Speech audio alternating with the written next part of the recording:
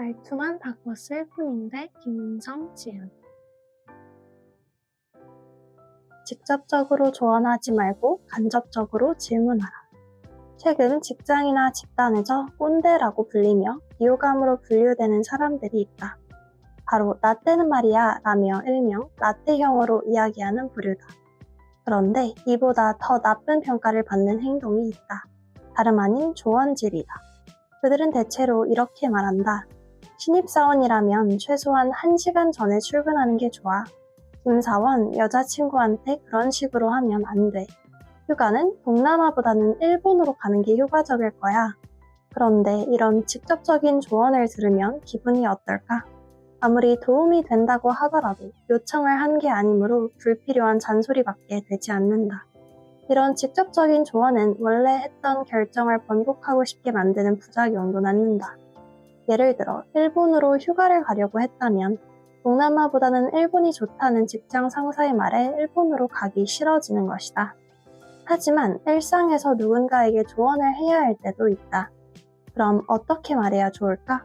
어떻게 말해야 상대방이 나의 말에 반발심을 갖지 않고 있는 그대로 받아들일까? 해답은 간접적으로 질문하는 데 있다. 아래의 예시를 참고해보자. 전, 보고서를 좀 더 명확하게 변경해봐. 후, 보고서의 방향을 좀 더 명확하게 해보는 게 어때?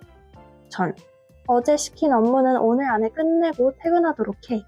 후, 주말 내내 처리 못한 일 때문에 신경 쓰이고 제대로 쉬지도 못하는 것보다 오늘 마무리하고 주말 동안 마음 편히 쉬는 건 어때? 전, 휴가는 동남아보다 일본으로 가야 효과적일 거야. 후, 내가 이 회사에 다니면서 휴가를 여러 번 가봤는데 동남아는 자리 비우는 시간 대비 비효율적인 선택지더라고. 더 효율적이고 자리도 덜 비울 수 있는 일본은 어떻게 생각해?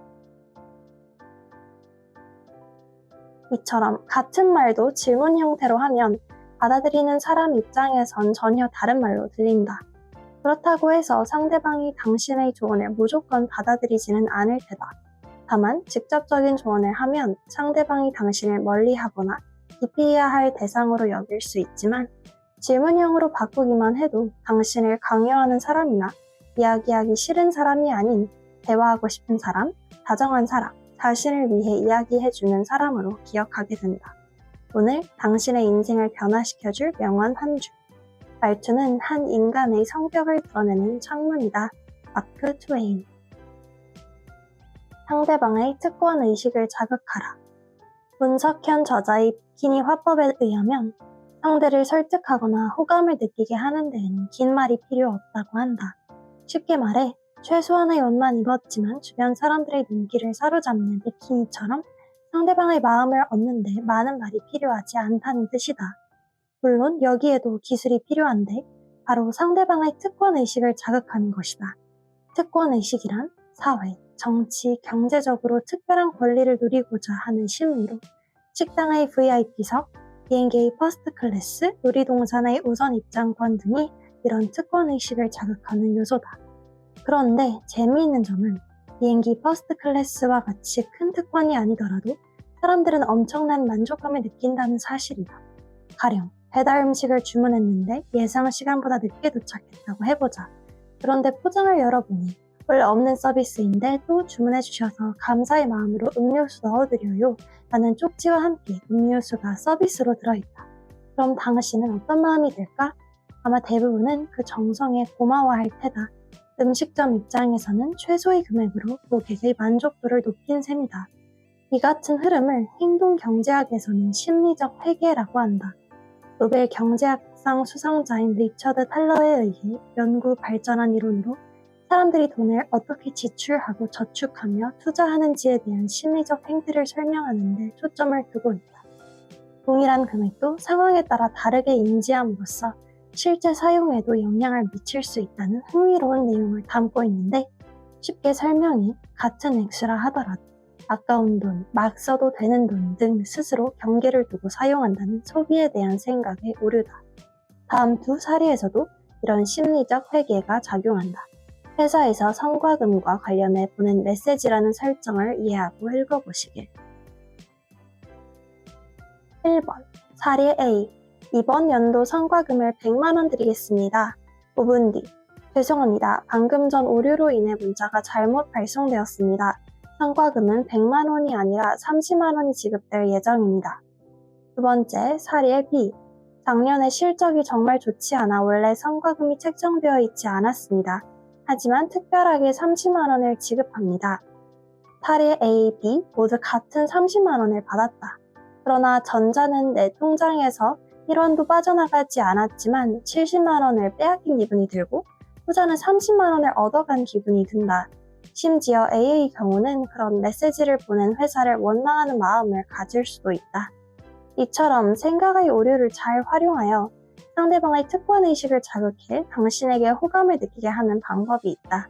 원래 안 되는 건데 아무에게나 해드리는 게 아닌데 너한테만 해주는 거야 라며 상대방이 특권을 누리는 듯한 기분을 심어주는 것이다. 아주 간단하고 쉬우니 반드시 이용해보길 바란다. 효율적으로 칭찬하는 법. 칭찬을 싫어하는 사람이 있을까? 특히 한국인은 칭찬에 약하다. 반면에 칭찬을 많이 해보지 않아서 효율적으로 하는 방법을 잘 모른다. 심지어 잘못된 표현으로 상대방에게 상처를 주기도 한다. 이에 따라 방법을 살짝만 바꿔서 좋은 칭찬을 하면 상대방의 기분을 설레게 하는 동시에 호감 있는 사람이 될 수 있다. 그렇다. 우리나라에서는 칭찬만 잘하더라도 언제 어디서든 좋은 관계를 이어가는 데 큰 도움이 된다. 하지만 한국인은 칭찬을 잘 못한다. 이유는 방법을 배운 적이 없으며 그에 따라 칭찬을 해본 경험도 적기 때문이다. 여기서 이렇게 반문하는 사람도 있으리라 본다. 칭찬은 그냥 하면 되지 방법이 따로 있다고? 라고 말이다. 그럼 칭찬을 했는데 되레 마이너스가 되는 상황을 살펴보자. 이번 달 우리 팀 실적 너무 좋은데? 이 프로젝트 아주 잘했어. 대박이야. 팀 분위기가 좋아서 회식을 해도 다들 좋아하네. 무엇이 잘못되었는지 발견했는가? 정말 찾기가 쉽지는 않을 테다. 결론부터 알려주자면 주어가 생략되어 있다는 점이다. 즉 누가 했는지 주체가 없다. 이는 큰 문제다. 한 문장을 예로 들어보자. 이번 달 우리 팀 실적 너무 좋은데? 라고 하면 한 달 동안 부단히 노력한 사람 입장에서는 기분이 상할 수 있다. 덩달아서 저 사람이 내 성과에 숟가락만 얹으려고 하네? 라는 불만을 가질 수도 있다. 설령 그런 의도가 없었다고 할지라도 그야말로 칭찬을 하고도 나쁜 감정을 쌓게 된 경우다. 그렇다면 어떻게 이야기하면 좋을까? 답은 이미 위에 나왔다. 당사자를 직접 지목해서 칭찬하면 된다. 전, 이번 달 우리 팀 실적 너무 좋은데? 후, 이 대리가 노력해준 덕에 이번 달 우리 팀 실적이 너무 좋은데? 전, 이번 프로젝트 아주 잘했어. 대박이야. 후, 김 과장이 맡은 이번 프로젝트 아주 잘했어. 대박이야. 전, 팀 분위기가 좋아서 회식을 해도 다들 좋아하네. 후, 팀원들 덕에 팀 분위기가 아주 좋아. 회식을 해도 다들 좋아하네. 다시 강조하지만 칭찬은 이렇듯 그 결과를 이루어낸 주인공을 직접적으로 언급해야 효율적으로 할 수 있다. 이 역시 습관이다. 오늘부터 나도 모르게 저지르던 칭찬의 실수를 바로잡아보자. 오늘 당신의 인생을 변화시켜줄 명언 한 줄. 말은 행동보다 강력하다. 한나 아렌트. 나의 말에 부사를 제거해라. 매력적으로 말하는 사람들의 언어에는 대체로 이게 없다. 바로 부사다. 참고로 부사는 다른 말 앞에 쓰여 그 뜻을 분명하게 하는 품사로 매우, 과연, 너무 등이 여기에 포함된다. 그런데 일반적으로 부사를 넣지 않고 말하기는 쉽지 않다. 예를 들어 오늘 먹은 돈가스가 맛있어서 친구에게 설명을 한다고 해보자. 조금 전에 먹은 돈가스가 정말 대박 맛있었어 라고 하면 당신의 소감은 간단하게 나타낼 수 있다. 그러나 이 말을 듣고 친구가 감동할 확률은 얼마나 될까? 반면에 부사를 제거한다면 돈가스의 맛을 어떻게 전달할 수 있을까? 시작부터 어떻게 하지라는 생각과 함께 고민이 된다. 그래도 이 정도로만 표현할 수 있다면 내 감정을 충분히 담았다고 할 수 있지 않을까? 오늘 먹은 돈가스는 내가 식단 관리하느라 탄수화물, 튀김, 소스를 입에도 안 대다가 3박 4일 만에 처음으로 먹은 탄수화물 같은 맛이었어. 그야말로 평범하지 않은 특별한 맛이야. 어떤가? 흔한 묘사는 아니다. 그렇다. 말을 하거나 글을 쓸 때 부사를 곁들이면 어떤 얘기든 하기 쉽지만 그렇지 않으면 정말 어려워진다. 하지만 그렇게 어렵게라도 부사를 안 쓰고 표현하는 연습을 한다면 상대방은 부사를 썼을 때보다 몇 배로 감격스러워한다. 본디 인간의 심리란 단순해서 쉽고 편한 것보다 어렵고 힘든 것에 크게 감동해서 그렇다.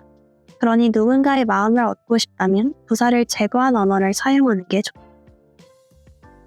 감정적인 사람으로 보이지 않는 법. 자기 자신이 감정적인 사람으로 보이길 바라는 이가 있을까? 감정적이라는 건 화가 많은, 이성적이지 못한, 감정 기복이 심함과 같이 부정적인 이미지가 강하기 때문이다. 그런데 의외로 감정적이라는 느낌은 당사자의 언어에서 오지 않는다.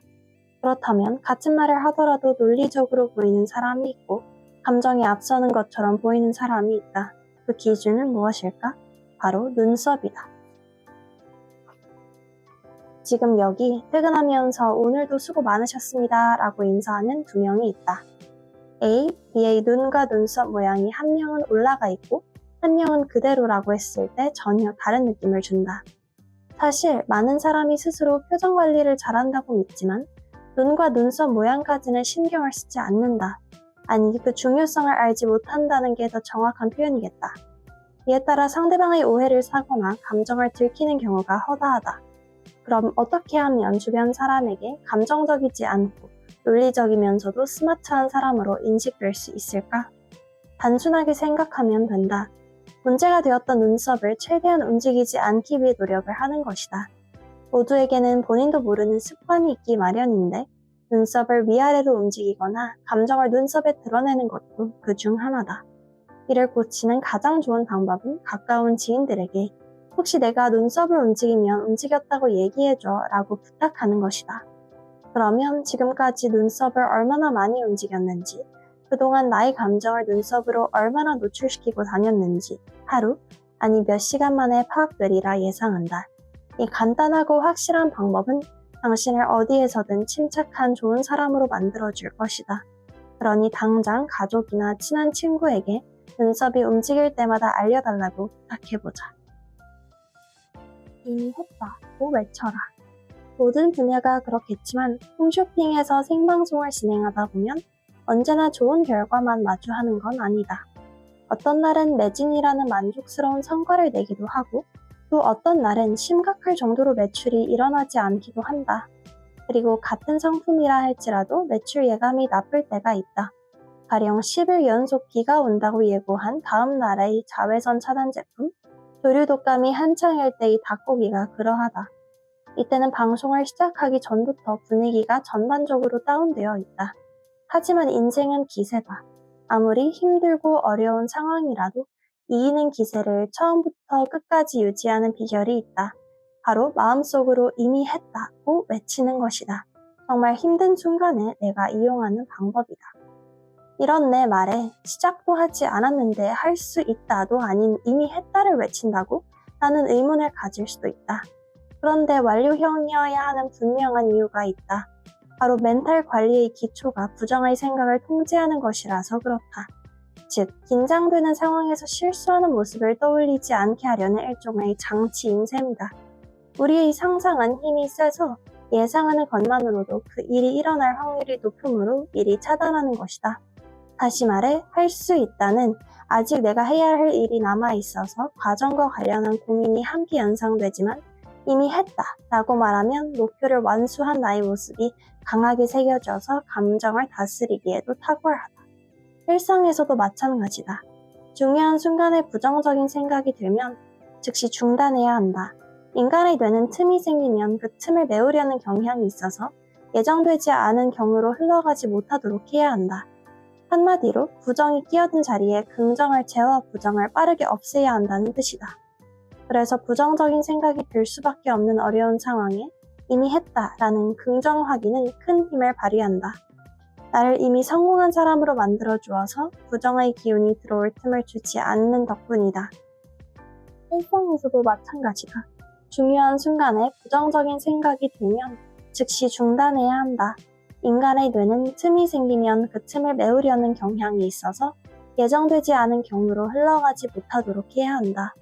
한마디로 부정이 끼어든 자리에 긍정을 채워 부정을 빠르게 없애야 한다는 뜻이다.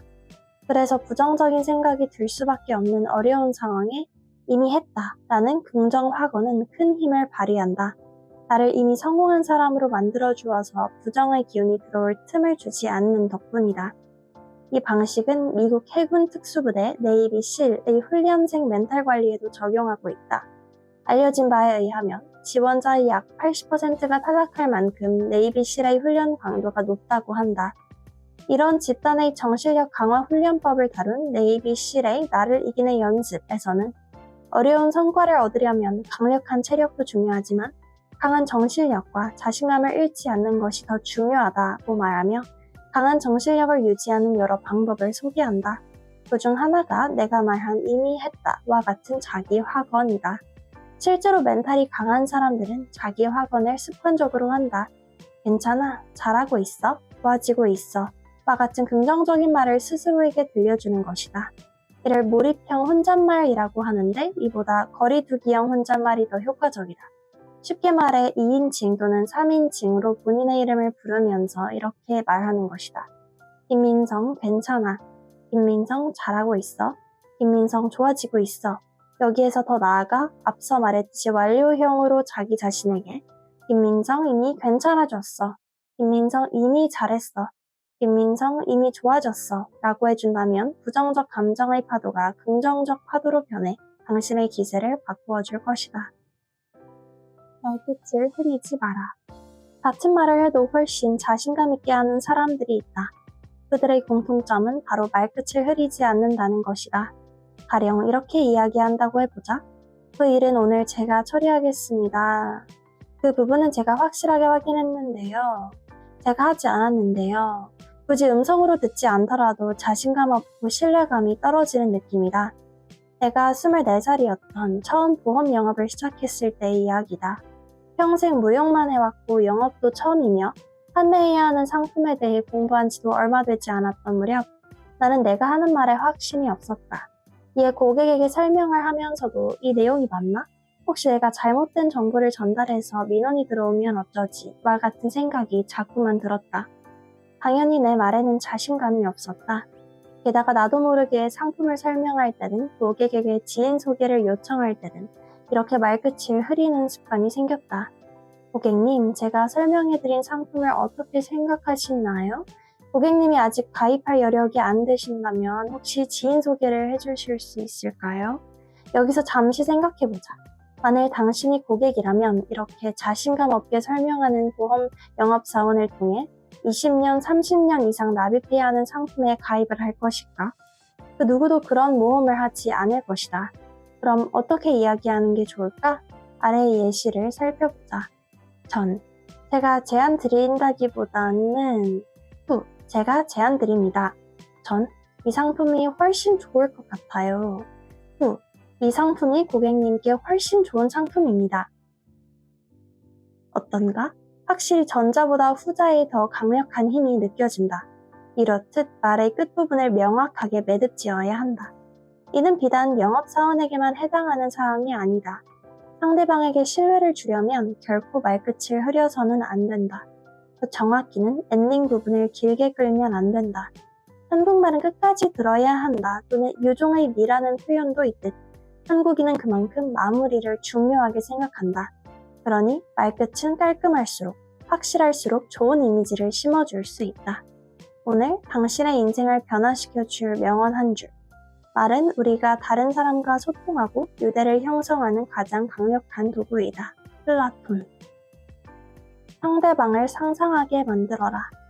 해리포터, 반지의 제왕 시리즈는 책으로 먼저 탄생해 영화로도 출시된 작품이다. 그래서 도서로만 접한 사람, 영화로만 접한 사람, 도서로 먼저 접한 뒤 영화를 본 사람 혹은 그 반대의 경우도 있다. 그런데 도서로 먼저 만나 영화를 관람한 후에 실망스럽다고 평가하는 이들이 간혹 있다. 이유는 하나다.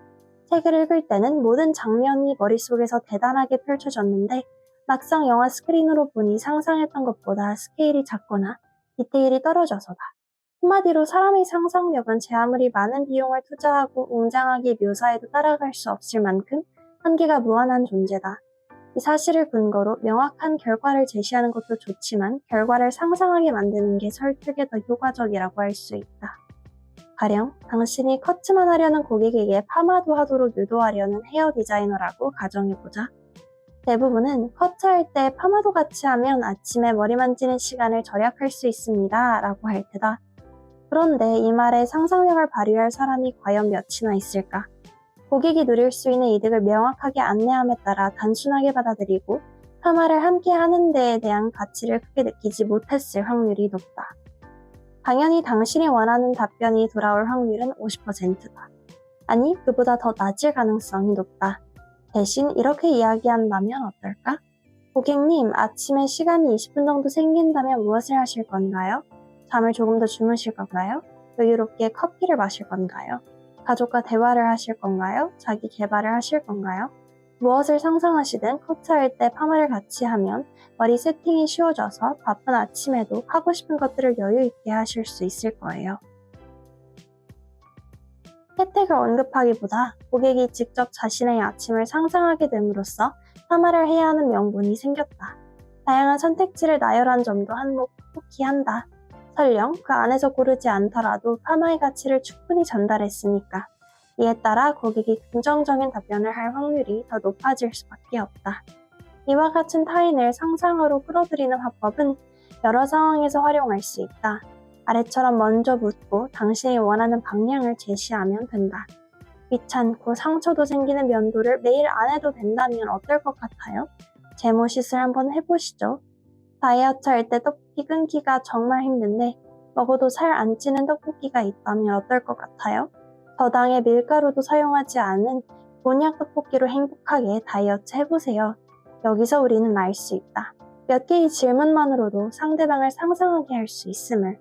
또 이 상상은 본인이 직접 하는 것이라서 다른 어떤 말보다도 힘이 세다. 다만 이 상상력이 더 큰 에너지를 가져 당신이 원하는 방향으로 이루어지려면 필요가 확실하게 충족될 수 있음을 상상할 수 있도록 유도해야 한다. 혹시라는 단어를 붙이지 마라. 혹시 내일 시간 돼? 혹시 이것 좀 해줄 수 있나요? 혹시 길 좀 알려주실 수 있을까요? 우리는 이렇게 일상에서 아무렇지 않게 혹시라는 단어를 많이 사용한다. 하지만 혹시를 제외해도 전혀 문제가 되지 않는다. 예의에 어긋나지도 않는다. 내일 시간 돼? 이것 좀 해줄 수 있나요? 길 좀 알려주실 수 있을까요? 어떤가? 직접 눈으로 확인해도 어색하지 않다. 그러면 우리는 왜 굳이 넣지 않아도 될 이 낱말을 습관처럼 쓰는 것일까? 이유는 초, 중, 고등학교, 심지어 대학교에서도 질문하는 법을 배우지 못했기 때문이다. 이에 따라 질문하는 습관이 배어있지 않고 질문을 하면 어딘가 모르게 튀는 행동을 한다고 여기기도 한다. 그래서 자연스럽게 혹시를 붙이게 되는 것이다. 마치 그걸 빼면 버릇없는 사람이 되기라도 하는 듯이. 그러나 위에서 살펴봤듯이 혹시라는 단어를 넣지 않아도 충분히 좋은 질문이며 의사 전달이 된다. 아니, 오히려 붙이지 말아야 할 이유가 있다. 그 답은 여기에 있다. 혹시를 국어 사전에 찾아보면 다소 미심쩍은 데가 있어 말하기를 주저할 때 쓰는 말이라고 정의하고 있다. 정중한 표현이라고 생각하고 사용해온 말이 오히려 상대방을 못 믿어와하는 의미를 담고 있음을 알 수 있다. 그래도 괜찮다. 앞서 말했듯이 우리는 질문하는 법을 배우지 못했고 그로 인해 질문이 서툴 수밖에 없었다. 이 사실을 알았다면 지금부터 바꾸면 된다. 앞으로 매너 있게 묻는다고 혹시를 붙이지 말자는 얘기다. 그보다 두 손을 모으거나 공손한 눈빛 등의 비언어를 활용해라. 당신의 에티켓에 더 큰 힘을 실어줄 것이다. 오늘 당신의 인생을 변화시켜줄 명언 한 줄. 당신이 자신을 어떻게 말하느냐가 당신의 가치를 정의한다. 로이자 메이 올컷.